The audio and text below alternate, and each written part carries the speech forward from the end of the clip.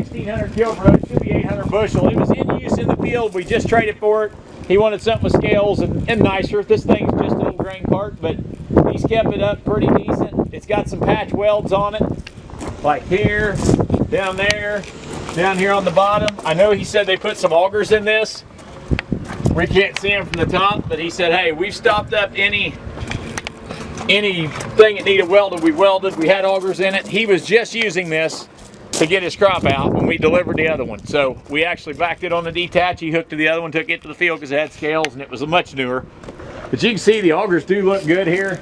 Let me see if I can get a picture of these down in there. You can see these augers. You can see them better than I can from the ground. You can see some sheeting they've kind of replaced. But he did say this thing was functional. We've got it priced cheap just to get it out of here. You guys got some crop in the field, buy it, like it. He told me, he said, I think it's good. I could keep using it. Got a little ding in the side, but he said we got a heck of a good crop. We just want to upgrade for tax purposes while we can.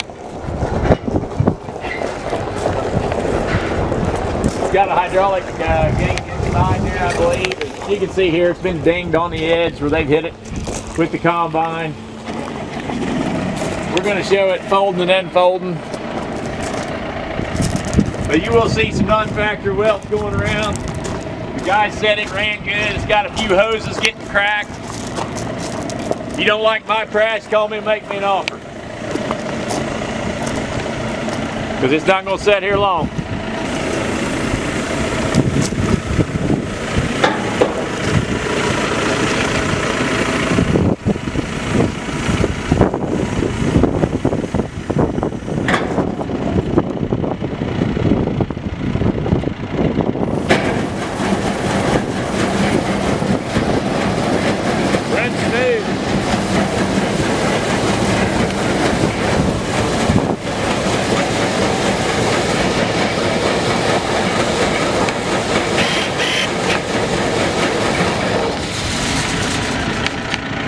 Got it open and closed. I think that's for your here,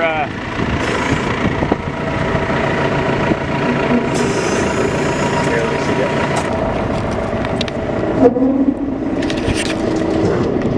Yeah, you can see them opening and closing, letting the other stuff in. We can't see the auger real well in these. That's kind of the nature of the beast, but all the hydraulics are working in there.